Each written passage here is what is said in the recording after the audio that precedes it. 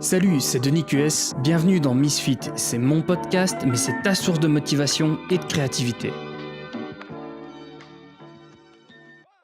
Salut à tous et bienvenue dans un nouveau podcast. Alors, la toute première chose, je vais m'excuser parce que j'ai tendance à parler un petit peu du nez, c'est parce que je suis malade.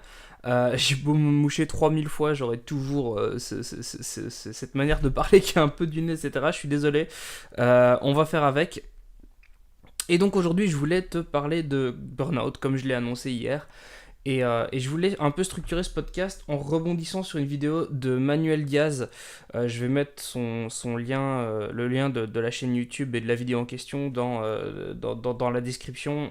Pour ce qui est de YouTube, en audio évidemment, vous ne l'avez pas parce que c'est un poil plus compliqué. Enfin, je vais voir ce que je peux faire, mais bref. Dans tous les cas, c'est Manuel Diaz, donc Manuel comme le prénom, puis Diaz, D-I-A-Z. Allez voir un petit peu ce qu'il fait. Il fait une émission qui s'appelle Marche ou Crève, qui est plutôt sympathique et assez inspirante.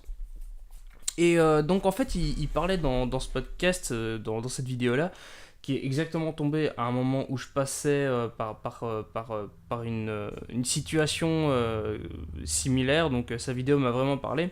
Il parlait d'un de ses amis qui est passé complètement par une phase de burn-out et qui avait identifié plus ou moins les causes, ou en tout cas une partie des causes principales qui l'avaient amené à cette situation-là. Désolé.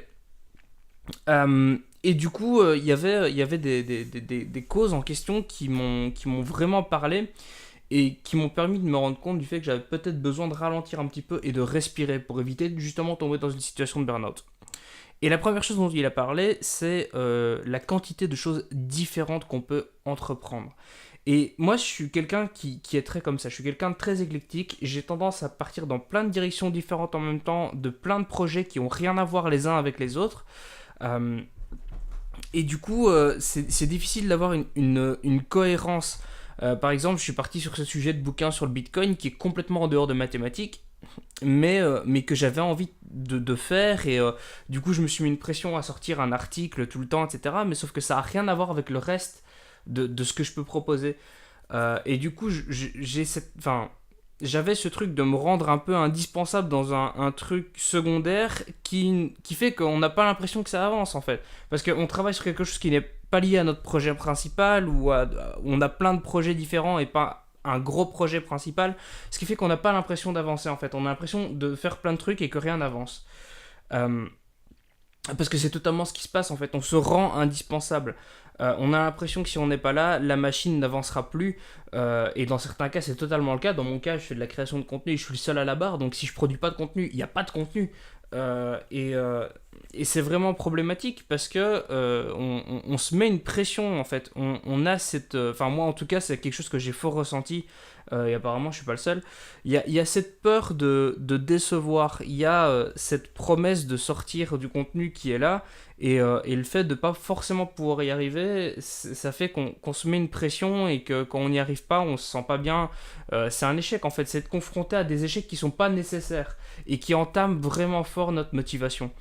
Un des deuxièmes éléments dont il parlait, c'est la difficulté de trouver du temps pour soi, du temps pour se former, du temps pour se divertir, du temps pour passer des certifications, etc., pour avancer en fait au niveau psychologique, au niveau compétences, ou tout simplement oui, pouvoir libérer du temps pour soi, pour pouvoir respirer. C'est aussi quelque chose que j'ai ressenti peut-être moins. Là, c'est plus dû à une organisation un peu foireuse de mon côté, plutôt que par un réel manque de temps. Mais toujours est-il que c'est quelque chose que j'ai quand même ressenti, spécialement au niveau de la formation. J'avais l'envie de me former dans certains sujets, chose que je ne faisais plus parce que je me perdais un peu dans trop de choses, hein. On en revient au premier point. Et du coup, comme je ne pouvais pas me former, je pouvais moi-même pas proposer des tutos différents sur simplement la création de contenu comme je voulais le faire.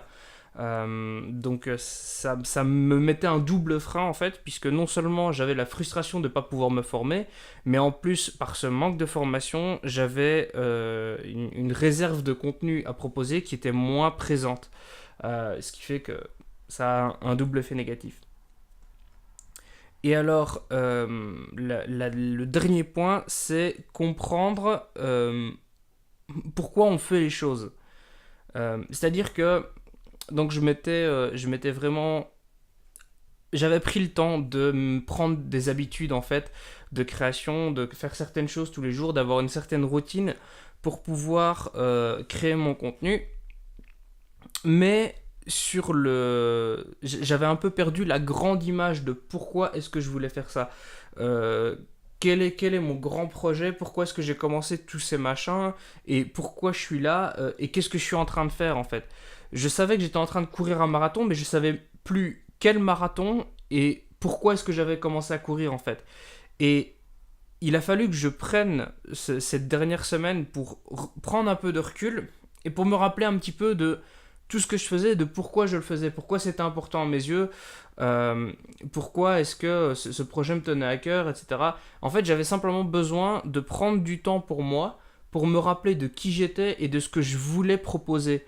Et où je me retrouvais par rapport à certains points, par rapport à l'ikigai, pour ceux qui connaissent. Je vais revenir sur le sujet parce que c'est quelque chose de très intéressant et dont j'ai vraiment envie de parler. C'est un mot japonais qui définit réellement la réussite en fait, et qui est au carrefour de 4 axes principaux. Enfin, si vous voulez faire la recherche, faites-le, mais je vais en reparler. Et donc voilà, c'était les 3 facteurs clés que Manuel Diaz avait trouvé par rapport au burn-out, et enfin en tout cas que son ami avait identifié et dont il a parlé dans le podcast. Et effectivement, personnellement, je suis passé par pas mal de ces phases. Je suis pas arrivé jusqu'au point de non-retour, parce que sinon j'aurais pas été capable de reprendre les podcasts lundi, de reproposer un podcast aujourd'hui, malgré le fait que voilà, je suis pas à fond, je suis un peu malade. Je suis pas arrivé au point de non-retour, mais je m'en suis vraiment approché, et il était temps que je fasse quelque chose pour prendre du recul et me rendre compte que j'allais dans le mur si je continuais comme ça. Et bref, c'est vraiment arrivé au bon moment, et voilà, c'était une des explications de pourquoi est-ce que j'ai pris cette petite semaine de repos. Mon rythme de travail, mon rythme de publication n'était pas sain par rapport à ma personne, tout simplement.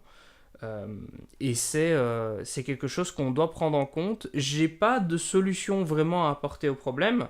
Donc pour le moment, je reprends un rythme de travail que j'avais avant, je reprends des habitudes que j'avais avant, mais j'essaye de justement retrouver cet équilibre, et j'essaye d'éliminer peut-être des distractions. Par exemple, ce livre sur le bouquin, je pense que ce livre sur le Bitcoin, ce bouquin sur le Bitcoin, c'est quelque chose que je vais arrêter d'avoir comme priorité et que je vais juste garder pour mes temps libres. Je vais faire ça par divertissement, et s'il y a du contenu, je le proposerai, mais il faut que ça reste secondaire et que je ne perde pas de vue mes objectifs principaux, sinon je risque d'exploser en plein vol.